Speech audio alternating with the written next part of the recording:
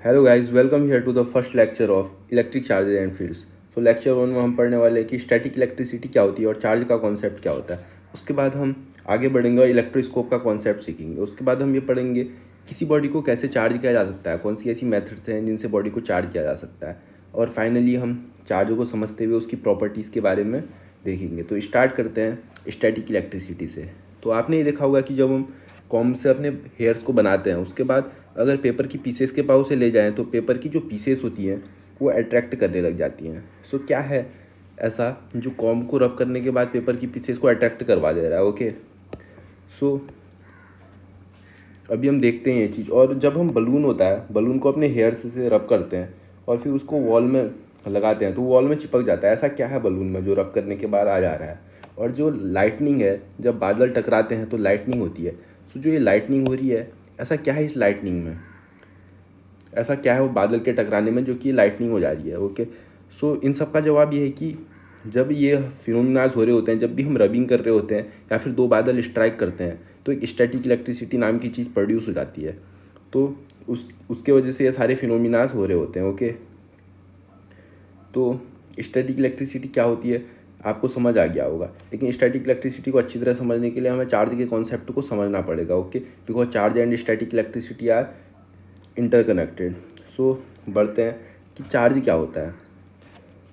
सो charge क्या होता है उसको समझने के लिए हम कुछ एक्सपेरिमेंट्स को देखेंगे। उसके बाद हमें बेसिक फील आ जाएगी कि चार्ज होता क्या है।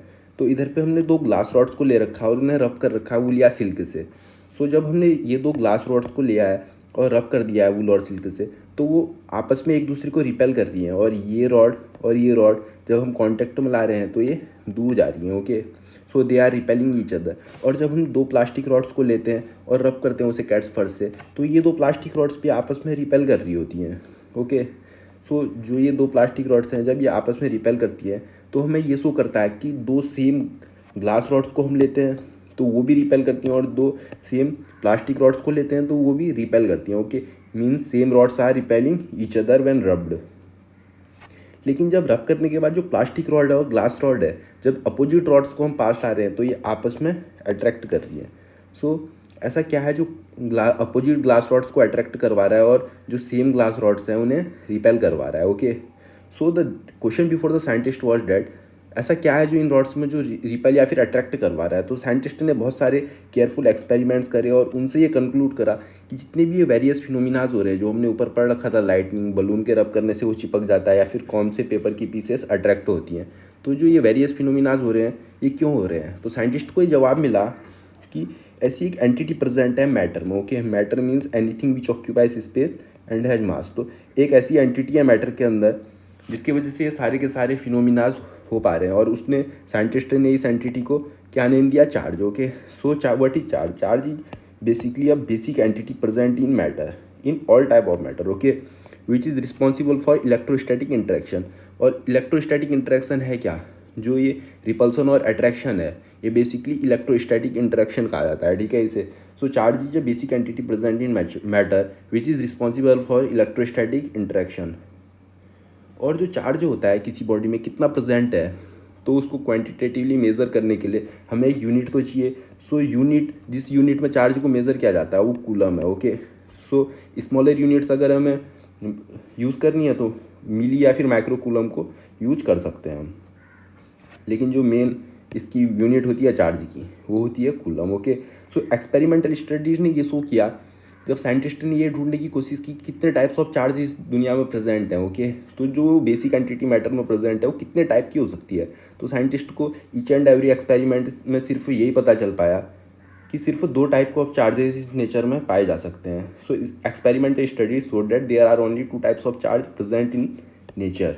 ओके, और बेंजामिन फ्रैंकलिन ने ये दो टाइप ऑफ चार्जेस को नाम दिया, first positive charge and second is negative charge. Okay, और ये जो पॉजिटिव और नेगेटिव चार्ज है शायद इसलिए दिया गया होगा क्योंकि जो चार्जेस होते हैं इनके पास एक खास बात ये होती है कि ये एक दूसरे के इफेक्ट को नलीफाई कर देते हैं। ओके, इसका मतलब ये है कि अगर ये बॉडी ए है और ये बॉडी बी है, ओके, और इन दोनों में इक्वल एंड अपोजिट चार्ज है, लेटर से इसमें पॉजिटिव चार्ज है और इसमें नेगेटिव चार्ज है, इसमें +2 कूलम का पॉजिटिव है, इसमें -2 कूलम का नेगेटिव चार्ज है। जब इन दोनों को आपस में कांटेक्ट में लाएंगे हम तो ये एक दूसरे के चार्ज को नलीफाई कर देंगे और जो नेट चार्ज होगा ओके टच करने के बाद वो जीरो होगा इसमें। तो चार्जेस के पास ये टेंडेंसी होती है कि ये अपोजिट चार्जेस आपस में कांटेक्ट में आके एक दूसरे के चार्जेस को नलीफाई कर देते हैं, ओके कैंसिल आउट कर देते हैं। शायद इसीलिए इनका नाम पॉजिटिव और नेगेटिव रखा गया होगा, बट नो वन नोज़ कि ऐसा क्यों रखा गया होगा। ओके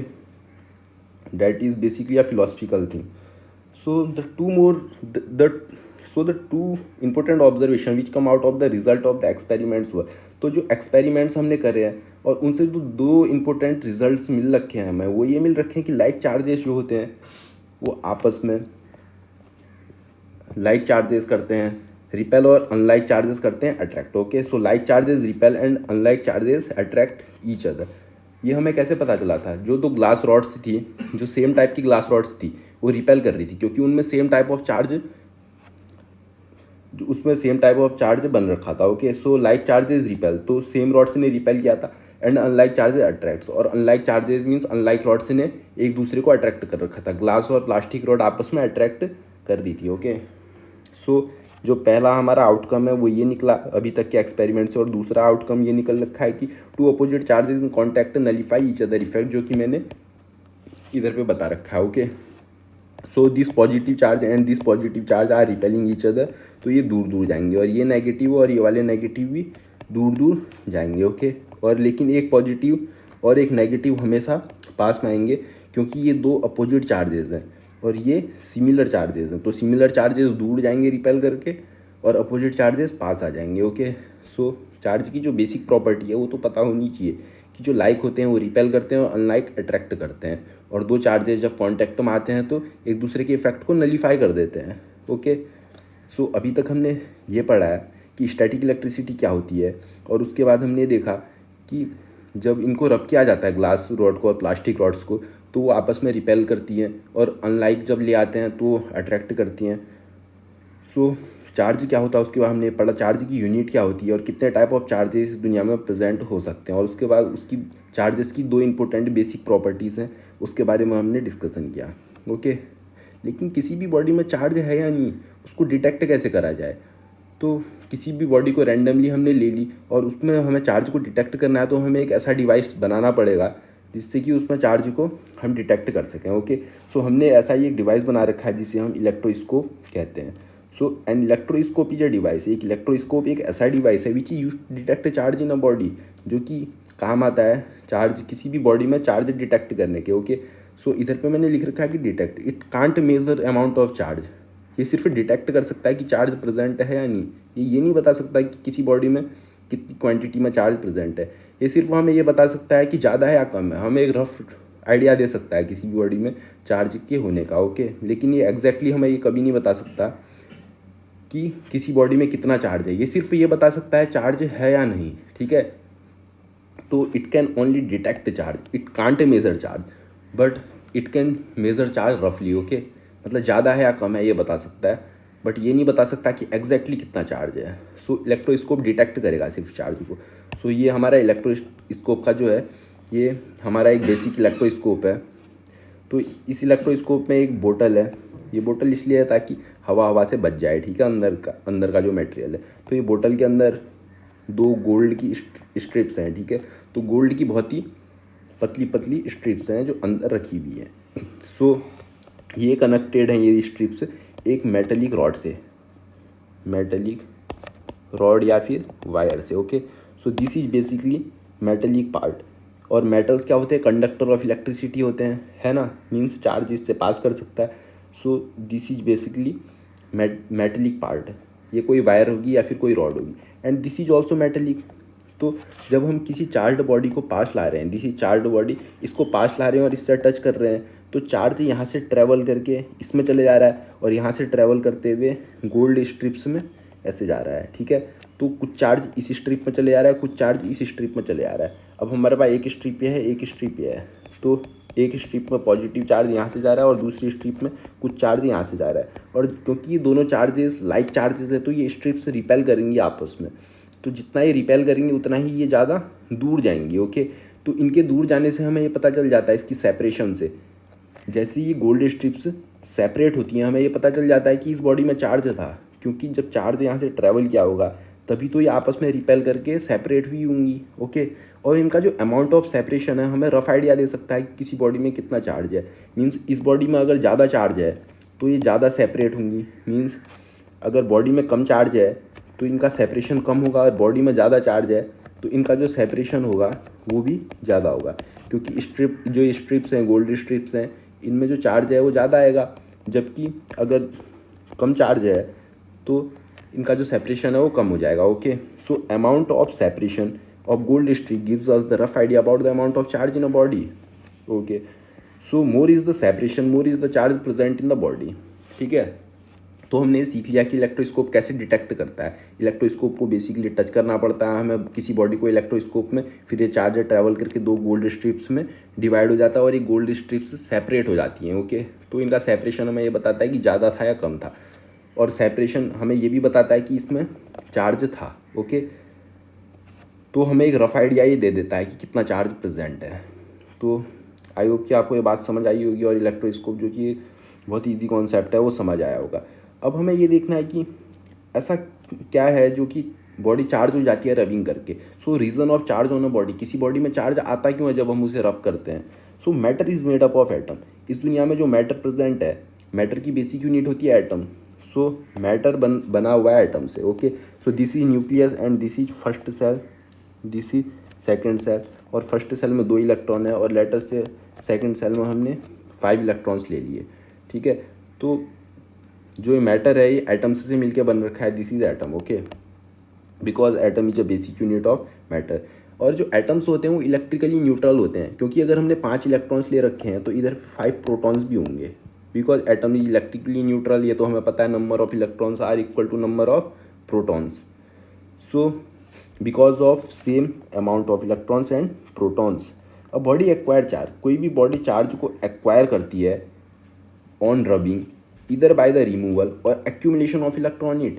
तो किसी भी बॉडी में चार्ज आता है आइदर बाय एक्यूमुलेशन और रिमूवल ऑफ इलेक्ट्रॉन इट। इसके कहने का मतलब है कि जब हम किसी बॉडी को रब करते हैं, या तो उसमें से उस बॉडी से इलेक्ट्रॉन हम निकाल लेते हैं, या उस बॉडी में इलेक्ट्रॉन हम पुट करते हैं बाहर से, जिसके वजह से उसमें चार्ज आ जाता है। सो बेसिकली कोई भी बॉडी चार्ज होती है आइदर बाय द एक्यूमुलेशन और रिमूवल ऑफ इलेक्ट्रॉन्स। ठीक है, सो लेटर से हमारे पास ये बॉडी है, इस बॉडी में 3 इलेक्ट्रॉन्स हैं और 3 प्रोटॉन्स हैं, और ये 3 इलेक्ट्रॉन्स और 3 प्रोटॉन्स आपस में एक दूसरे के इफेक्ट को नलीफाई करते हैं, और ये जो ये बॉडी है वो एक न्यूट्रल बॉडी है। लेकिन जब हम इस बॉडी से 2 इलेक्ट्रॉन्स को निकाल देते हैं, ओके, तो हम बाहर निकाल देंगे 2 इलेक्ट्रॉन्स को, तो अब इस बॉडी के अंदर सिर्फ 1 इलेक्ट्रॉन बचेगा और 2 और 3 प्रोटॉन्स बच रहे होंगे। अब 1 इलेक्ट्रॉन और 1 प्रोटॉन एक दूसरे के इफेक्ट को नलीफाई करेंगे, लेकिन 2 प्रोटॉन्स तो अभी बच जाएंगे। तो ये नेट अमाउंट जो चार्ज होगा इस बॉडी में, जो नेट चार्ज होगा वो तो 2 प्रोटॉन्स का चार्ज हो जाएगा ना। तो 2 प्रोटॉन्स आर लेफ्ट, और जो ये 2 प्रोटॉन्स होंगे ये एक्सेसिव प्रोटॉन्स होंगे, जिसकी वजह से जो चार्ज होगा इसमें 2 प्रोटॉन्स का चार्ज एक्स्ट्रा हो जाएगा। ओके, और इस बार हम ये भी कर सकते हैं कि इसमें 2 इलेक्ट्रॉन्स बाहर से पुट कर दें। तो जैसे हम इसमें 2 इलेक्ट्रॉन्स बाहर से पुट करेंगे तो ये क्या बनेगा, ये जो बॉडी है इसमें 3 इलेक्ट्रॉन्स पहले से ही थे, 2 इलेक्ट्रॉन्स हमने बाहर से ऐड कर दी, और 3 प्रोटॉन्स पहले से ही थे। तो 3 इलेक्ट्रॉन 3 प्रोटॉन्स को कैंसिल करेंगे, और जो 2 एडिशनल इलेक्ट्रॉन्स हमने ऐड कर रखे हैं इसके वजह से इस बॉडी में कितना चार्ज आ जाएगा, इस बॉडी में चार्ज आ जाएगा चार्ज ऑफ 2 इलेक्ट्रॉन्स। तो इस बार जो एक्सेसिव चार्ज प्रेजेंट है वो 2 इलेक्ट्रॉन के चार्ज के बराबर प्रेजेंट है, जबकि पिछली बार जो चार्ज था वो 2 प्रोटॉन्स के चार्ज के बराबर था। ओके, सो इधर पे बॉडी पॉजिटिवली चार्ज हो गई थी, और इधर पे इलेक्ट्रॉन्स के ऐड करने से नेगेटिवली चार्ज हो गई। तो ये जो ये वाली बॉडी है, ओके, ये बॉडी और ये बॉडी, इन दोनों बॉडीज़ ने एक न्यूट्रल बॉडी से चार्ज कैसे हो गई हैं, either bye the removal of electrons, जैसे इधर पे रिमूवल हुआ, और either by the accumulation of electron, या तो इलेक्ट्रॉन आ गए उस बॉडी में, इस न्यूट्रल बॉडी में, या फिर इस न्यूट्रल बॉडी से इलेक्ट्रॉन चले गए। तो जब इलेक्ट्रॉन से चले गए थे तो बॉडी पॉजिटिवली चार्ज हो गई थी, और जब इलेक्ट्रॉन्स इसमें हमने ऐड कर रखे थे तो बॉडी नेगेटिवली चार्ज हो गई थी। ओके, सो समझ आ गया होगा कि कोई भी बॉडी रबिंग से चार्ज क्यों होती है। So a body acquired charge on rubbing इधर बाय द रिमूवल और accumulation of electron in it. Okay, तो आई होप कि आपको ये समझ आया होगा कि कोई भी बॉडी रबिंग से चार्ज क्यों होती है, किसी भी बॉडी में चार्ज होने का मतलब क्या है। और हम इधर पे ये क्यों नहीं बोल रहे हैं कि आइदर बाय द रिमूवल और एक्यूमुलेशन ऑफ प्रोटॉन्स। आपके दिमाग में ये आ सकता है कि प्रोटॉन्स का रिमूवल और एक्यूमुलेशन क्यों नहीं हो रहा है, बिकॉज प्रोटॉन्स को मूव करवाना हार्ड है। Okay, because protons are immobile. Protons क्या कहाँ पर होते हैं, न्यूक्लियस में होते हैं, और वो टाइटली बाउंडेड होते हैं, and electrons can freely move. ठीक है, तो हम इलेक्ट्रॉन्स को मूव करवाना हमारे लिए ज़्यादा ईजी रहता है, ज़्यादा फिजिबल रहता है। सो हम इधर पे ये बोल रहे हैं कि कोई भी बॉडी नॉर्मली जो चार्ज होती है वो इलेक्ट्रॉन्स के मतलब मूवमेंट के वजह से होती है। ओके, तो अब हम ये देख लेते हैं कि कंडक्टर और इंसुलेटर होते क्या हैं। वैसे तो हमें कंडक्टर और इंसुलेटर क्या है उसकी बेसिक फील हमें बचपन से है, लेकिन फिर भी इधर पे हम लोग इसे कंसीडर कर लेंगे ताकि ऐसा लगेगा कि सारी चीज़ें पढ़ रखी हैं। Okay, so conductors and insulators. Conductor हमें पता है ऐसे मटेरियल्स होते हैं जो कि चार्ज को पास होने देते हैं अपने अंदर से। ठीक है, so conductors those materials which allows the passage of charge through it are known as conductor. मैंने नीचे लिखा हुआ है, and those material which does not allow the passage of charge through it are known as insulators. ऐसे substances को हम insulators बोलते हैं जो कि चार्ज को पास नहीं हो देते हैं। विच डज नॉट अलाउ, उनको इंसुलेटर बोलेंगे, एंड विच अलाउज को हम बोलेंगे कंडक्टर्स। सो हमारे पास ये दो मैंने डायग्राम बनाए हुए हैं। सो इन दो डायग्राम्स में हमारे पास ये एक चार्ज है, एक चार्ज बॉडी है जो इनिशियली चार्ज थी, और ये बॉडी इनिशियली दूसरी वाली न्यूट्रल बॉडी थी। ओके, अब जैसे हमने इसे कनेक्ट किया एक नाइलॉन थ्रेड से। Okay, this is basically a nylon thread. तो जैसे हमने इसे नाइलॉन थ्रेड से कनेक्ट किया, उसके बाद हमने कुछ देर के बाद देखा तो अभी भी फाइनली बाद में भी जो ये स्पेयर था ये न्यूट्रल ही रहा। ओके, लेकिन हमने जब एक पॉजिटिवली चार्ज स्पेयर को एक कॉपर वायर से कनेक्ट करा, okay, this is copper wire, और उसके बाद कुछ टाइम के बाद हमने देखा तो जो ये न्यूट्रल स्पेयर था, कुछ देर के बाद हमने ये देखा कि ये चार्ज हो गया। और कैसा चार्ज हुआ, ये भी पॉजिटिवली चार्ज हो गया। ओके, इसका मतलब ये है कि इधर से चार्ज फ्लो कर गया, है ना, means this charge is flown from here to here through a copper wire. So जब हमने कॉपर वायर को कनेक्ट किया तो इधर से चार्ज फ्लो कर गया, और जब हमने नायलॉन थ्रेड को किया तो चार्ज फ्लो नहीं कर पाया। सो ऐसे सब्सटेंसेज जैसे नायलॉन थ्रेड के जैसे जिनसे कि चार्ज पास नहीं हो पाता है उनको हम इंसुलेटर्स बोलते हैं, और कॉपर वायर जैसे सब्सटेंसेज जिनसे इधर पे चार्ज हमारा पास हो गया उनसे हम बोलते हैं कंडक्टर्स। तो हमें समझ आ गया, copper wire is a conductor whereas nylon thread is a insulator. Okay, nylon thread is an insulator whereas copper wire is a conductor. तो कंडक्टर इंसुलेटर क्या होता है, आई होप कि ये भी चीज़ हमने इधर पे कवर कर ली है। सो अब हम ये देखेंगे, अपना थर्ड टॉपिक हम ये देखेंगे कि कौन सी ऐसी मेथड है जिनसे बॉडी को चार्ज किया जा सकता है। ओके, हमने रबिंग वाली मेथड तो हमने देखी कि रब करके हम चार्ज कर सकते हैं, लेकिन और भी कोई मेथड्स हो सकती हैं जिससे किसी बॉडी को चार्ज किया जा सकता है। रबिंग वाली हमने बेसिक मेथड तो हमने देख लिया, लेकिन दो और एडिशनल हम मेथड्स देखेंगे जिनसे किसी बॉडी को चार्ज किया जा सकता है। पहली है बाई कंडक्शन, जो कि एक बहुत ही बेसिक है और आपको शायद ये पता भी होगा, और हमने ऊपर यहाँ पर देख भी लिया है। This is basically the process of conduction. Okay, इधर पे कंडक्शन हो रहा है और इधर पे कंडक्शन नहीं हो पा रहा है, क्योंकि बीच में क्या था, नायलॉन थ्रेड थी जो कि इंसुलेटर था, और इधर पे कंडक्शन हो पा रहा था। तो हम कंडक्शन देखते हैं, कंडक्शन होता क्या है। कंडक्शन में transfer of charge from one body to another by actual contact. Okay, तो दो बॉडीज़ के बीच में हम एक्चुअल कांटेक्ट करवाएंगे, या तो हम उन्हें टच करवा देंगे या बीच में किसी कंडक्टर को लगा देंगे इन दोनों बॉडीज़ के बीच में। Okay, so this is body number 1 और दिस इज बॉडी नंबर 2। इनके बीच में हमने एक कंडक्टर लगा दिया है। तो जब हमने इस कंडक्टर को इन दोनों के बीच में लगा रखा है तो इधर से चार्ज फ्लो कर जाएगा इस साइड। तो कैसे फ्लो किया, initially this is neutral. Okay, बाद जैसे हमने इसे कंडक्टर से मिलाया, this charge is flown from hair, और ये भी पॉजिटिवली चार्ज हो गया है। Okay, so this sphere has also became positively charge. और ये हो कैसे पाया, बीच में हमने कंडक्टर लगवा रखा है, तो चार्ज का जो फ्लो होने का जो मेथड है, जो ट्रांसफ़र होने का जो मेथड है एक बॉडी से दूसरा, बाई एक्चुअल कांटेक्ट, हमने कंडक्टर की मदद से एक्चुअल कांटेक्ट इधर पे कर दिया, इसको हम कंडक्शन बोलते हैं। जो ये प्रोसेस हुई चार्ज की फ्लो होने की, इसको हम कंडक्शन कहते हैं। ओके, यही चीज़ हम इस डायग्राम में भी देख सकते हैं। हमारे पास एक न्यूट्रल स्फीयर है जो कि एक थ्रेड से लटक रहा है। ओके, तो ये जो थ्रेड से लटका हुआ स्फीयर है, जैसे हमने इधर पे एक रॉड लगाई है और हम ये देख सकते हैं कि जो इधर पे रॉड है ये नेगेटिवली चार्ज रॉड है और हमने इसका एक्चुअल कांटेक्ट कर दिया है, इधर पे करा है ना, ये एक्चुअल कांटेक्ट इधर पे करा है। तो जैसे हमने कांटेक्ट किया, इधर से चार्ज फ्लो करके यहाँ आ गया कुछ चार्ज, और उसके बाद हमने इसको रिमूव कर दिया इस रॉड को। ठीक है, now this rod is removed. तो हमने देखा कि अभी भी इस जो स्फीयर है इसमें चार्ज कहीं ना कहीं बचा हुआ है। सो हमने ये देख लिया कि कैसे एक न्यूट्रल चार्ज को हमने, एक न्यूट्रल स्फीयर को हमने चार्ज स्फीयर बना दिया by actual contact. Okay, so charge is transferred from rod to sphere by the actual contact. Okay, तो कंडक्शन क्या है वो ज़्यादा कोई, आई थिंक कि ये कोई ज़्यादा टफ चीज़ नहीं है। ओके, आपको समझ आ गया होगा कि कैसे एक्चुअल ट्रांसफ़र हो रहा है। तो हमारे लिए जो नई चीज़ है वो है by the method of induction. कैसे हम एक इंडक्शन मीन्स बिना टच करे किसी बॉडी को चार्ज कर पा रहे हैं। सो ये जो ये इंडक्शन वाली मेथड है ये थोड़ी इंटरेस्टिंग है, ये आपके लिए न्यू भी है। ठीक है, तो charging a body without touching it, बिना उसे टच करे हम किसी बॉडी को चार्ज कर देते हैं, तो उसी प्रोसेस को बोलते हैं charging by induction. Okay, so हमारे पास दो स्पेयर्स हैं और ये न्यूट्रल स्पेयर्स हैं। Okay, these are basically neutral spheres और ये मेटेलिक है। ओके, मीन्स इधर पे इलेक्ट्रॉन्स फ्लो कर सकते हैं इजीली।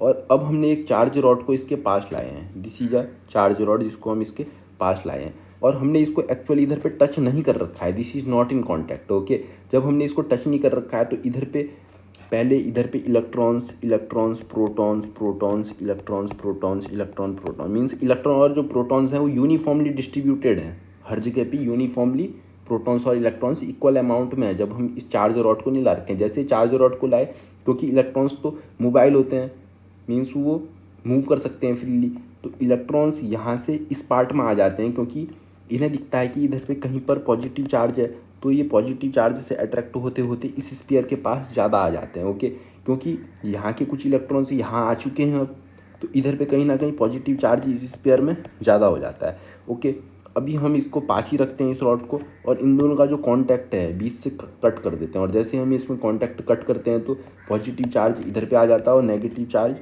इधर पे आ जाता है। अब हम इसको रॉड को हटा भी दें यहाँ से, तो उसके बाद भी ये दोनों परमानेंटली पॉजिटिव और नेगेटिवली चार्ज रहेंगी। ओके, तो आपको समझ आ गया होगा कि ये जो चार्ज बॉडी है इसको हमने इससे एक्चुअल कांटेक्ट भी नहीं किया, उसके बाद भी हमने चार्ज कर दिया। Okay, so we have charge our body without touching, और इसी प्रोसेस को तो हम इंडक्शन बोलते हैं, है ना। This is the method of induction.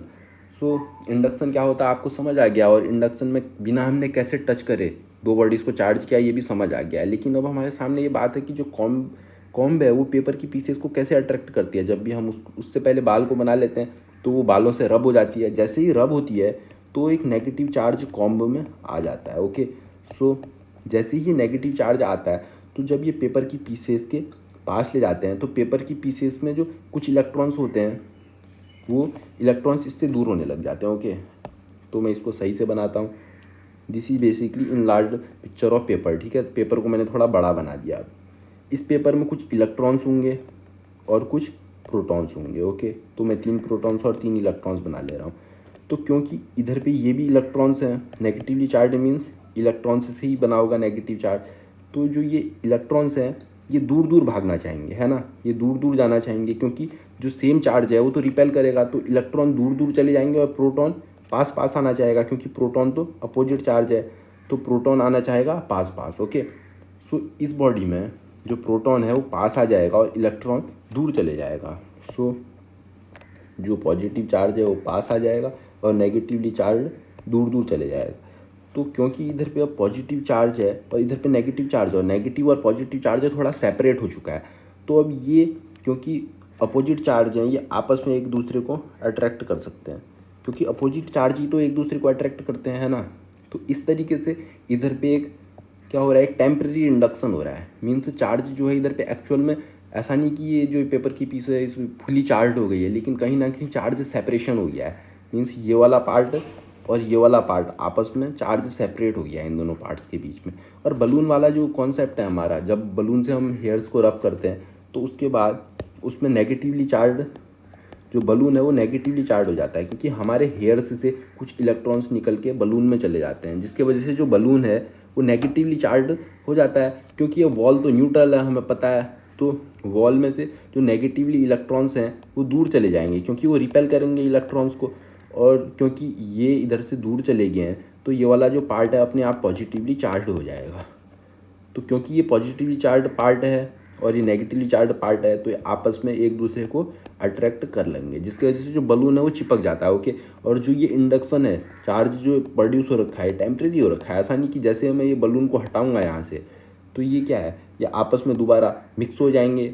ठीक है, और ये जो ये होगा ये वॉल दोबारा इलेक्ट्रिकली न्यूट्रल हो जाएगी। इधर पे चार्ज का सिर्फ सेपरेशन हो रखा है, ये कोई परमानेंट चार्ज नहीं बन रखा उस बॉडी में। ओके, लेकिन इधर पे कहीं ना कहीं चार्ज का इंडक्शन हो रखा है। सो ये सारी चीज़ें इंडक्शन की मदद से हो पा रही हैं। अब हमने जो 2 मेथड्स हैं बॉडी को चार्ज करने की वो हमने सीख ली हैं, और फाइनली हमने ये देखा कि रबिंग से क्या होता है। ओके, रब करने से क्या होता है हमने ये भी देख लिया है। So we have discussed 3 methods of charging a body. अब फाइनली हम ये देखने वाले हैं कि चार्ज जो हमने पढ़ा है उसकी प्रॉपर्टीज़ क्या हैं, क्योंकि जब हम प्रॉपर्टीज़ को पढ़ेंगे उसके बाद ही हम न्यूमेरिकल्स से डील कर पाएंगे। Okay, so now we are discussing about the property of charges. तो जल्दी जल्दी देख लो properties, these are very simple properties. Okay, इनमें ज़्यादा कोई इतनी टफ वाली चीज़ नहीं है। फर्स्ट प्रॉपर्टी हमारी ये है कि चार्जेस को ऐड कैसे करा जाता है। अगर किसी बॉडी को मैं पहले Q1 चार्ज दूँ, फिर Q2 चार्ज दूँ, फिर Q3 चार्ज दूँ, तो लास्ट में फाइनली उसका चार्ज क्या होगा। सो लेट अस सपोज कि मेरे पास ये वाली बॉडी है, इधर पे मैंने इसमें पहले Q1 चार्ज दिया, फिर इसको Q2 चार्ज दिया, फिर इसको Q3 चार्ज दिया, फिर इसको Q4 चार्ज दिया, फिर इसको Q5 चार्ज दिया। तो टोटल मैंने इसको Q1 Q2 Q3 Q4 और Q5, और मैंने इधर पे Q3 और Q4 नेगेटिव में दे रखा है, मीन्स नेगेटिवली चार्ज इसमें ऐड कर रखा है। ओके, सो जो नेट चार्ज है इसमें, नेट चार्ज, वो नेट चार्ज कितना है वही ये प्रॉपर्टी बताएगी हमें कि नेट चार्ज को कैसे कैलकुलेट करें किसी बॉडी को अगर हम चार्ज कर रहे हैं। So the total charge of a system is the algebraic sum of the individual charge. जो individual charges Q1 Q2 Q3 Q4 और Q5 हम पुट कर रहे हैं, इनका अलजेब्रिक सम। और अलजेब्रिक सम का मतलब क्या है, जो नॉर्मल सम जो हम बचपन से करते आ रहे हैं। अलजेब्रिक सम मीन्स 2 + 3 = 5। ओके, 7 + 2 = 9, 5 - 3 = 2। इसको हम अलजेब्रिक सम बोलते हैं। तो नॉर्मल जो एडिशन के रूल्स हैं उसको हम अलजेब्रिक सम बोलते हैं। तो अलजेब्रिक सम कर देंगे हम जस्ट इनका। सो अगर हमने किसी बॉडी को अगर Q1 Q2 Q3 और dash dash dash dash Qn charge दे रखा है, तो जो टोटल चार्ज है वो हो जाएगा Q1 + Q2 + Q3 dash dash dash dash plus Qn। ठीक है, तो इस बॉडी को हमने Q1 चार्ज दिया, Q2 चार्ज दिया, -Q3 दिया, -Q4 दिया और Q5 चार्ज दे रखा है। तो टोटल चार्ज है वो कितना होगा। सो टोटल चार्ज कितना होगा, बोल दो इसे, Q1 + Q2 -Q3 -Q4 + Q5। तो टोटल चार्ज हमें पता चल गया है कि Q1 + Q2 -Q3 -Q4 + Q5 होगा। ओके, और हमें इधर पे साइन के साथ लेना है, नेगेटिव चार्जेस को साइन के साथ लेना है, क्योंकि ये आपस में एक दूसरे को इफेक्ट को नलीफाई कर रहे हैं, तो आपस में माइनस तो करना ही पड़ेगा, है ना। तो हमने एडिटिविटी ऑफ चार्जेस पढ़ लिया कि चार्जेस नॉर्मली अलजेब्रिक वाले जो रूल्स हैं जो बचपन से हम पढ़ते हुए आ रहे हैं उन्हीं रूल्स से ऐड होते हैं, बिकॉज चार्ज है स्केलर क्वांटिटी। ठीक है, और जो स्केलर एडिशन होता है वो ऐसे ही होता है, अलजेब्रिक सम ही होता है। ओके, तो charge is basically scalar quantity. अब हम ये देखने वाले हैं कि कंजर्वेशन ऑफ चार्ज, जो सेकंड प्रॉपर्टी हम पढ़ेंगे एडिटिविटी के बाद, वो है कंजर्वेशन ऑफ चार्ज। मीन्स जो चार्ज होता है वो कंजर्व्ड होता है। और इसमें इसको समझने में बहुत लोग गलती ये कर देते हैं कि वो लोग मान लेते हैं कि जो चार्ज है उसे क्रिएट नहीं किया जा सकता, डिस्ट्रॉय नहीं किया जा सकता, लेकिन ऐसा बिल्कुल भी नहीं है। एक्चुअल में जो कंजर्वेशन ऑफ चार्ज है वो ये है कि the net amount of charge present in a body is conserve. जो नेट अमाउंट है किसी भी बॉडी में चार्ज का वो कंजर्व्ड रहता है हमेशा। ठीक है, और इधर पे जो ये नेट शब्द है ना, नेट अमाउंट, ये बहुत ज़्यादा मेन है, क्योंकि यही है जो मतलब सारी चीज़ों को अलग कर देता है। The net amount of charge present in a body is conserved, that is net charge of a system can never be created not be destroyed. जो नेट चार्ज है किसी भी सिस्टम का वो कभी भी चेंज नहीं हो सकता है, that can not be changed. Okay, तो किसी भी सिस्टम का जो नेट चार्ज है उसको ना मैं कभी बदल सकता हूँ, ना ही ज़्यादा क्रिएट कर सकता हूँ, ना ही कम कर सकता हूँ, which it can not be changed, ठीक है। लेकिन मैं इधर कह रहा हूँ नेट अमाउंट ऑफ चार्ज, ऐसा नहीं कह रहा हूँ कि चार्ज उसमें क्रिएट ही नहीं कर सकता हूँ। किसी सिस्टम में मैं चार्ज को क्रिएट कर सकता हूँ, चार्ज को चेंज कर सकता हूँ, लेकिन जो नेट चार्ज है किसी भी सिस्टम का वो मैं चेंज नहीं कर सकता हूँ। लेट अस से मेरे पास एक ये बॉडी है, ठीक है, और इस बॉडी को मैंने सिस्टम की तरह ले लिया है और इधर पे 5 कूलम का चार्ज है। तो इस बॉडी में अभी 5 कूलम का है तो अनंत काल तक 5 कूलम का ही रहेगा। मैं इसके जो चार्ज है, इस बॉडी का चार्ज है वो कभी चेंज ही नहीं कर सकता। लेकिन ऐसा नहीं कि हमें इसी को सिस्टम लेना है, हमें बाहर की जो एक्सटर्नल जो वो हैं इंटरेक्शंस हैं वो करवानी नहीं है। ऐसा नहीं कि हमने इससे चार्ज को बाहर निकाल लिया उसके बाद हम कह रहे हैं 4 से 4 कूलम का चार्ज हो गया, ऐसा नहीं। हमें इस सिस्टम के अंदर ही काम करना है। तो इस सिस्टम के अंदर काम करके हम 5 कूलम के चार्ज को 4 कूलम कभी नहीं कर सकते। ये हमेशा जितना था उतना ही रहेगा, ओके। तो इस सिस्टम का जो चार्ज है, नेट चार्ज है, जो कि 5 कूलम का था वो अनंत काल तक 5 कूलम का ही रहेगा। लेकिन हमें इसी सिस्टम के अंदर जो एक्सपेरिमेंट्स करने हैं, सारी चीज़ें करनी है, इसी सिस्टम के अंदर करना पड़ेगा। अगर हमें चार्ज क्रिएट करना है तो इसी सिस्टम के अंदर क्रिएट करना पड़ेगा, डिस्ट्रॉय करना है तो इसी के अंदर डिस्ट्रॉय करना पड़ेगा, 5 से 6 बनाना है तो वो कोशिशें हमें इधर ही पे करनी पड़ेंगी और वो हमारी कोशिशें नाकाम रहेंगी सारी, ठीक है। ऐसे तो हम बाहर से 1 कूलम का चार्ज देके इससे 6 कूलम कर सकते हैं, लेकिन हमें बाहर के जो फैक्टर्स हैं हमें इन्हें कंसिडर करना ही नहीं है। हमें जो भी करना है इसके अंदर करना है। हम कितनी भी कोशिश कर लें, जो नेट अमाउंट ऑफ चार्ज है वो कभी भी हम चेंज कर ही नहीं सकते, okay. So if charge is created, अब बहुत लोग कहते हैं कि चार्ज को क्रिएट नहीं किया जा सकता, लेकिन मैं कहता हूँ कि नेट चार्ज को क्रिएट नहीं किया जा सकता, ओके। तो चार्ज है उसको क्रिएट करा जा सकता है। बहुत सारी ऐसी प्रोसेस हैं जो कि तुम न्यूक्लियर स्ट्रक्चर वगैरह में पढ़ोगे, जिसमें कि जो चार्ज है उसे हम क्रिएट कर पा रहे हैं, ओके। लेट अस से कि जो न्यूट्रॉन है वो तो न्यूट्रल होता है ना। This neutron is basically neutral. अब एक प्रोसेस होती है, उस प्रोसेस के द्वारा हम जो ये प्रोटॉन है, इस प्रोटॉन मीन्स न्यूट्रॉन है, उससे एक प्रोटॉन बना सकते हैं और साथ में ऑटोमेटिकली एक इलेक्ट्रॉन भी अपने आप बन जाता है, ठीक है। तो न्यूट्रॉन टूटता है एक प्रोटॉन और एक इलेक्ट्रॉन में, क्योंकि न्यूट्रॉन न्यूट्रल था तो इसमें जो चार्ज था वो 0 चार्ज था। प्रोटॉन में जो चार्ज है 1.6 इंटू 10⁻⁻19 कूलम का चार्ज है, और इलेक्ट्रॉन में जो चार्ज है -1.6 इंटू 10⁻⁻19 कूलम का चार्ज है। और जब ये दोनों चार्जेस हैं, इन दोनों को हम ऐड करते हैं तो अभी भी जो नेट चार्ज है वो 0 ही तो आ रहा है। मीन्स पहले भी सिस्टम का चार्ज 0 था, अभी भी सिस्टम का चार्ज 0 है। मीन्स जो नेट चार्ज है उसको तो हम क्रिएट कर ही नहीं पाए, है ना। नेट चार्ज पहले भी 0 था और नेट चार्ज बाद में भी 0 है। हालांकि हमने चार्जेस को क्रिएट कर दिया, एक प्रोटॉन क्रिएट करा, एक इलेक्ट्रॉन क्रिएट करा, लेकिन जो नेट चार्ज है वो तो अभी भी 0 ही रहा, है ना। और वो पहले भी 0 ही था। तो आई होप आपको ये बात समझ आई होगी कि जो नेट चार्ज है वो कैसे कंजर्व्ड रहता है और चार्जेस को क्रिएट करा जा सकता है, ओके। ये गलतफहमी कभी मत पालना कि चार्जेस को क्रिएट या डिस्ट्रॉय नहीं किया जा सकता। नेट चार्ज को कभी डिस्ट्रॉय या फिर क्रिएट नहीं किया जा सकता किसी भी सिस्टम के अंदर। सो मैंने लिखा है इधर पे, charge should also, if charge is created, अगर चार्ज किसी एक्सपेरिमेंट में हमने क्रिएट कर दिया किसी सिस्टम के अंदर, than equal amount of opposite charge should also be created, वो ऑटोमेटिकली क्रिएट हो जाएगा in that experiment, okay. So जो कंजर्वेशन ऑफ चार्ज है वो भी तुम्हें समझ आ गया है कि किसी भी बॉडी में चार्ज हमेशा कंजर्व्ड रहता है उसके अंदर, चाहे हम फेरबदल कितनी भी कर दें उस सिस्टम के अंदर रह के, ठीक है। सिस्टम के बाहर से हम इंटरफेयर नहीं कर सकते सिस्टम में, सिस्टम के अंदर रह के हम कितनी भी कोशिशें कर लें, सिस्टम में जो चार्ज है वो कंजर्व्ड ही रहेगा। अब हम नेक्स्ट और आई थिंक लास्ट प्रॉपर्टी को देख लेते हैं, क्वांटाइजेशन ऑफ चार्ज। और ये मस्त प्रॉपर्टी है, okay, this is interesting property. Quantization क्या होता है, सबसे पहले हम ये देखते हैं कि क्वांटाइजेशन होता क्या है। बहुत सारी ऐसी चीज़ें हैं, बहुत सारी ऐसी प्रॉपर्टीज़ हैं इस दुनिया में जिनको कि नेचर ने क्वांटाइज्ड कर रखा है। जैसे एक क्लासरूम है, ये है हमारा एक क्लासरूम और इधर पे नंबर ऑफ स्टूडेंट्स बैठे हुए हैं, okay. So these are students which are sitting in classroom. अगर बाहर से टीचर आ रहा है और अटेंडेंस ले रहा है, okay, teacher is coming and he is taking attendance, तो अटेंडेंस लेता है वो, तो देखता है कि कितने बच्चे उस क्लास में प्रेजेंट हैं। अगर उस क्लास में प्रेजेंट बच्चे वो गिनेगा तो उस क्लास में 1 2 3 4 5 6 7 8 9 10 11 12, ओके।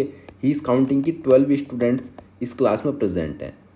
तो चाहे कितना भी आए, या तो कभी भी अगर एक इंसान अब्सेंट है तो 11 प्रेजेंट होंगे, अगर एक बच्चा ज़्यादा आ गया तो 13 होंगे, अगर 3 अगर कम हो गए तो 9 स्टूडेंट्स हो जाएंगे, ओके। सो बेसिकली हम ये देखेंगे कि जो टीचर अटेंडेंस लेता है डेली, वो कभी 9 स्टूडेंट्स होते हैं, कभी 10 होते हैं, कभी 11 होते हैं, कभी 12 होते हैं, कभी 13 होते हैं, अगर उनकी डेली की अटेंडेंस को देखा जाए टीचर की। लेकिन कभी भी नंबर ऑफ स्टूडेंट्स अगर वो टोटल गिनोगे 12.5 नहीं होंगे या 12.7 स्टूडेंट्स कभी हो ही नहीं सकते क्लास में। Okay, so number of student को नेचर ने क्वांटाइज्ड कर रखा है। कभी भी जो नंबर ऑफ स्टूडेंट्स होंगे किसी भी क्लास में, वो कभी भी डेसिमल्स में हो ही नहीं सकते, ठीक है ना, क्योंकि 12.7 स्टूडेंट्स ये बिल्कुल नॉनसेंस बात है, ऐसा कैसे हो सकता है ना, या 12 होंगे या 13 होंगे। इसका मतलब कहीं ना कहीं हमने रिस्ट्रिक्ट कर दिया है कि स्टूडेंट, नंबर ऑफ स्टूडेंट्स कुछ फिक्स्ड वैल्यूज़ ही ले सकते हैं। We have restricted that number of students can take only some specific values, और इसी चीज़ को हम क्वांटाइजेशन बोलते हैं। Okay, restriction of a quantity, किसी भी क्वांटिटी की हमने एक रिस्ट्रिक्शन डाल दिया उस क्वांटिटी में, that it can take only some fixed values, कि वो जो क्वांटिटी है वो कुछ फिक्स्ड वैल्यूज़ को ही ले सकती है। मीन्स नंबर ऑफ स्टूडेंट्स जो हैं तो फिक्स वैल्यूज़ को ले सकते हैं, या तो 11 होगा या 12 होगा या 13 होगा, कोई ना कोई एक पॉजिटिव इंटीजर हो रहा होगा, ठीक है। तो it can take some fixed values only depending on the restriction, restriction के ऊपर डिपेंड होते हुए, ठीक है, कि कौन सी रिस्ट्रिक्शन है। हर रिस्ट्रिक्शन में जो ये रिस्ट्रिक्शन होगी वो अलग अलग हो रही होगी, ठीक है, और जो ये फिक्स्ड वैल्यूज़ वो ले रहा होगा वो डिफरेंट होगा डिपेंडिंग ऑन रिस्ट्रिक्शन। तो क्वांटाइजेशन का मतलब आपको समझ आ गया कि restriction of a property to take only some fixed values, तो इसको हम क्वांटाइजेशन बोलते हैं। अब इंटरेस्टिंग ये है कि चार्ज भी क्वांटाइज्ड है, ठीक है। उससे पहले मैं एक और एग्जांपल दे देता हूँ। अगर हम स्टेयर्स पे चढ़ रहे हैं, ओके, तो अगर एक इंसान स्टेयर्स से ऊपर चढ़ता है, तो ये इंसान स्टेयर्स से ऊपर चढ़ रहा है, तो ये कभी भी अगर हम इससे पूछेंगे कि कौन सी सीढ़ी पे है, कौन सी सीढ़ी पे है, तो सीढ़ी का जब हम उससे नंबर पूछेंगे तो वो 5वीं सीढ़ी पे हूँ, 6वीं सीढ़ी पे हूँ, 7वीं सीढ़ी पे हूँ, ऐसे बोलेगा, ठीक है। 6, 7, 8, 9 ऐसे करके वो दे रहा होगा जवाब, है ना। कभी ऐसा नहीं बोलेगा कि 6.7 सीढ़ी में हूँ मैं, ऐसा थोड़े ना होता है। सीढ़ी पे अगर वो चढ़ रहा होगा तो कभी भी वो या 6ठी सीढ़ी पे होगा या 7वीं सीढ़ी पे होगा, वो कभी भी 6.7 सीढ़ी में कभी हो ही नहीं सकता, या 6.95 सीढ़ी में हूँ, ऐसा थोड़े होता है ना। या तो 7वीं सीढ़ी में है या 8वीं सीढ़ी में, मीन्स कौन सी सीढ़ी में है ये भी हमने क्वांटाइज कर रखा है, या फिर हम कह सकते हैं कि नेचर ने इस बात को क्वांटाइज कर रखा है कि कौन सी सीढ़ी में है ना।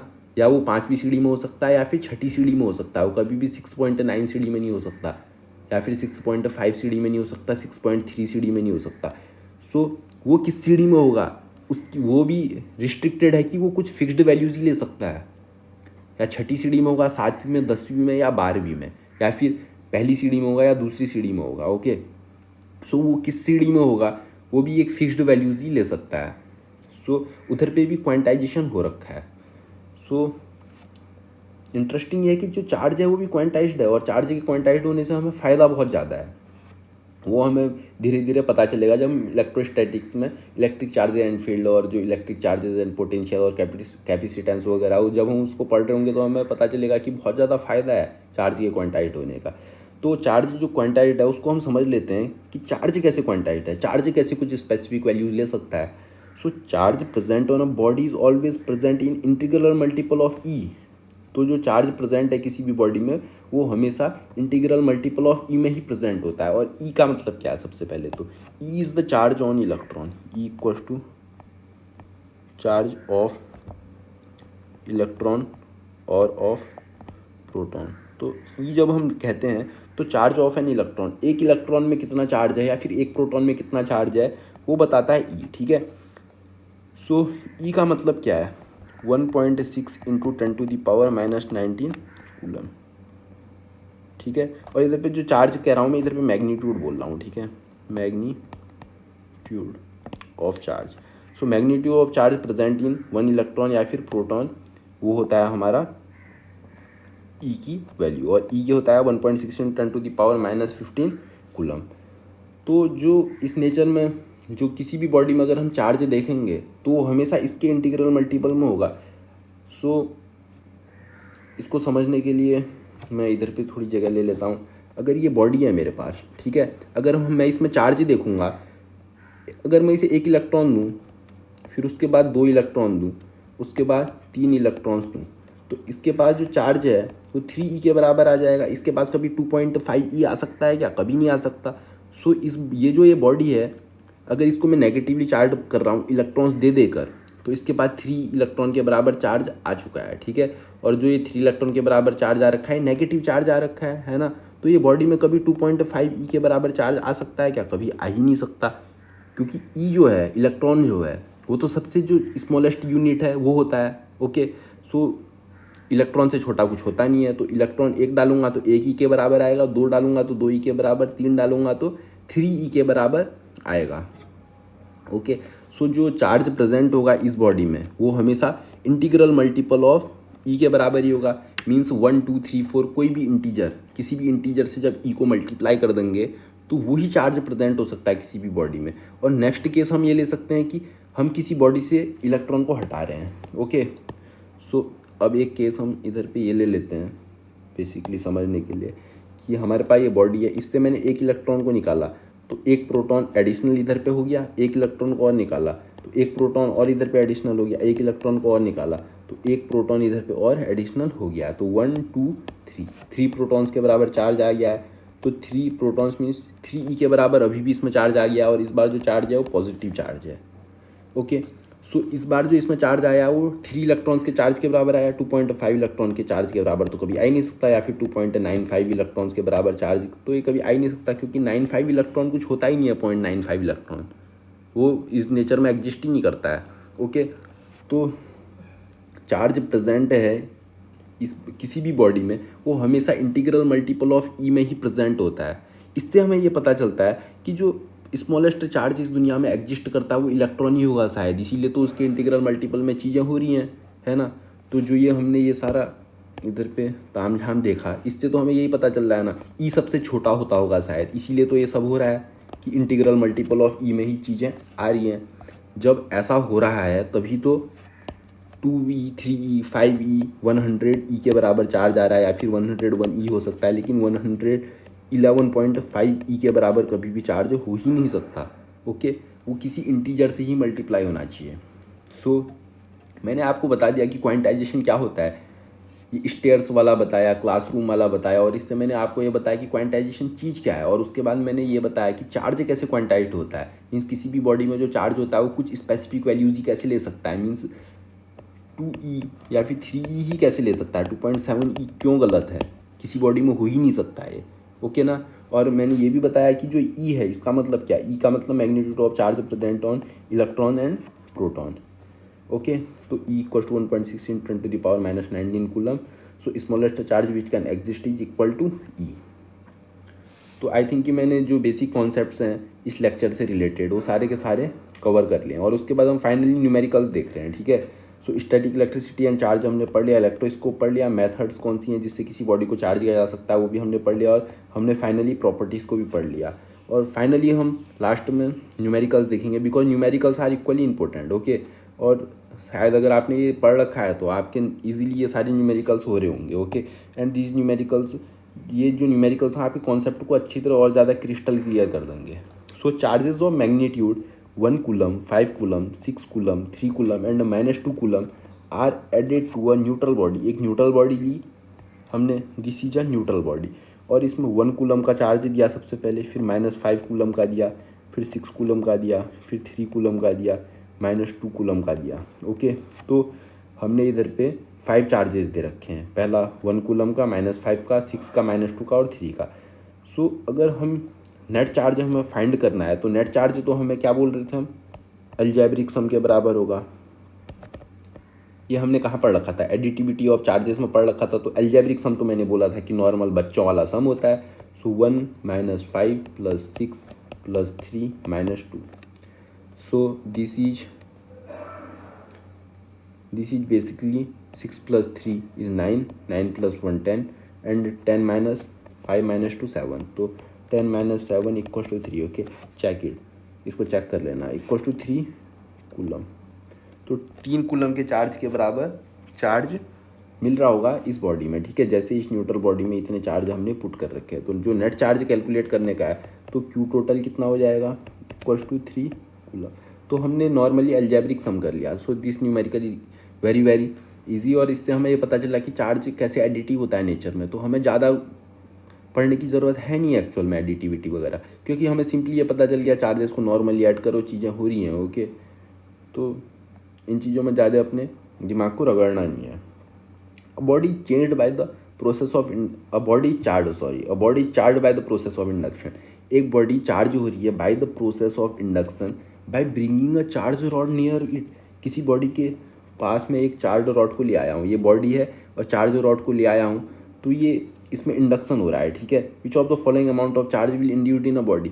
तो इस बॉडी में इंडक्शन की मदद से मैंने इसको चार्ज कर रखा है, तो इसको मैंने जैसे ही चार्ज किया तो कौन सा चार्ज इधर पे आएगा। मैंने एक चार्ज रॉड लाया हूँ पास में, तो जो मैंने इंडक्शन वाला तुम्हें सिखाया था बिना चार्ज करे, ओके, तो मैंने बिना टच करे इसको मैंने चार्ज करा। अब इन 4 ऑप्शंस में से कौन सा ऐसा चार्ज है जो इस बॉडी में इंड्यूस हो जा रहा है। पहली बार तो तुम देखोगे तो तुम्हें सोचो एक बार, तुम्हें ये चीज़ बेतुकी लगेगी कि मुझे कैसे पता चल जाएगा कि इससे अगर मैंने इसे चार्ज किया, ओके, इंडक्शन वाली मेथड से मैं 2 ऐसी बॉडीज़ को लाया, टच कर रखा था, कुछ इलेक्ट्रॉन्स यहाँ से ऐसे, एक दूसरी बॉडी होगी इधर से यहाँ टच किया था, यहाँ से इधर चले गए कुछ इलेक्ट्रॉन्स, क्योंकि वो पॉजिटिव चार्ज से अट्रैक्ट हो रहे थे, ओके, और प्रोटॉन्स इधर पे रह गए। उसके बाद मैंने इस कॉन्टैक्ट को ब्रेक कर दिया, जिसकी वजह से ये बॉडी एक ये चार्ज हो गई और दूसरी बॉडी पॉजिटिवली चार्ज हो गई, ठीक है। तो इस बॉडी में जो चार्ज था वो कितना बन पाया, या फिर इस बॉडी में इक्वली अपोजिट चार्ज बन रखा हुआ ऑब्वियसली, क्योंकि बॉडी पहले न्यूट्रल थी। तो इस बॉडी में या फिर इस बॉडी में जो चार्ज है वो कितना बन पाया, तो हमें ये देखना है, ओके। तो एक बार सोचो इस चीज़ को, तो तुम्हें फर्स्ट टाइम शायद ये चीज़ बेतुकी लग सकती है कि हम कैसे बता दें। जितनी ज़्यादा रॉड चार्ज होगी शायद उतना ही ज़्यादा इंडक्शन हो रहा होगा, उतना ही ज़्यादा चार्ज बनेगा, और हमें तो बता नहीं रखा है कि रॉड में कितना चार्ज था और रॉड कितनी दूर रख रखी थी। अगर रॉड थोड़ा ज़्यादा पास लाते तो शायद वो इलेक्ट्रॉन ज़्यादा तेज़ी से आते, है ना। सो ये चीज़ लग रही होगी, लेकिन इसमें एक ट्रिक ये है कि ये जो चार्जेस हैं ये तो एग्जिस्ट ही नहीं कर सकते। ये हो गया, ये हो गया और ये हो गया, ये चार्जेस एग्जिस्ट ही नहीं कर सकते, बिकॉज ये जो 3 ऑप्शन है A C and D are not possible. ये पॉसिबल ही नहीं है। क्यों? They are not integral multiple of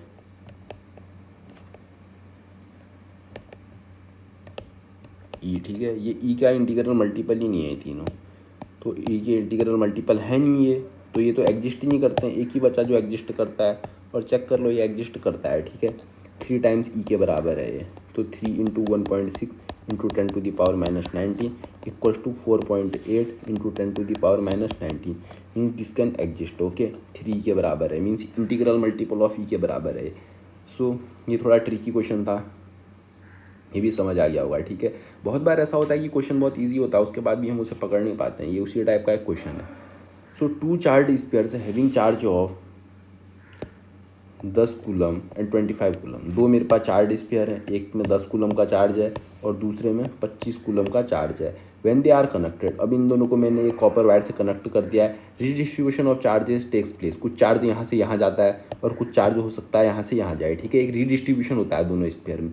तो अब जो दोनों स्पेयर हैं इनको कनेक्ट करने के बाद इनमें कुछ अलग अलग चार्जेस आ जाएगा, क्योंकि कुछ चार्जेस यहाँ से यहाँ फ्लो कर जाएगा, कुछ चार्जेस यहाँ से मे भी हो सकता है कि इस स्पेयर में फ्लो कर जाए। सो 1 स्पेयर बिकम 17 कूलम, एक स्पेयर में 17 कूलम का चार्ज आ जाता है। What amount of charge will present in other sphere, other sphere में कितना चार्ज प्रेजेंट होगा। पहले इसमें 10 था और इसमें 25 था, और मैंने जैसे इसे कनेक्ट किया एक में 17 कूलम का चार्ज आ गया, तो दूसरे में कितने का चार्ज आ जाएगा।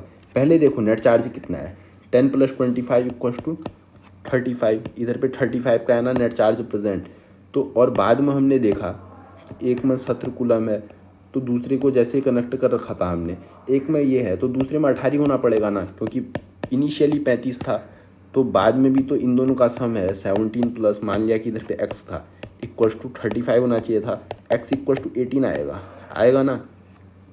सो हम इसको लिख सकते हैं इनिशियल नेट चार्ज कितना है 10 + 25 = 35, फाइनल नेट चार्ज = 17 + x।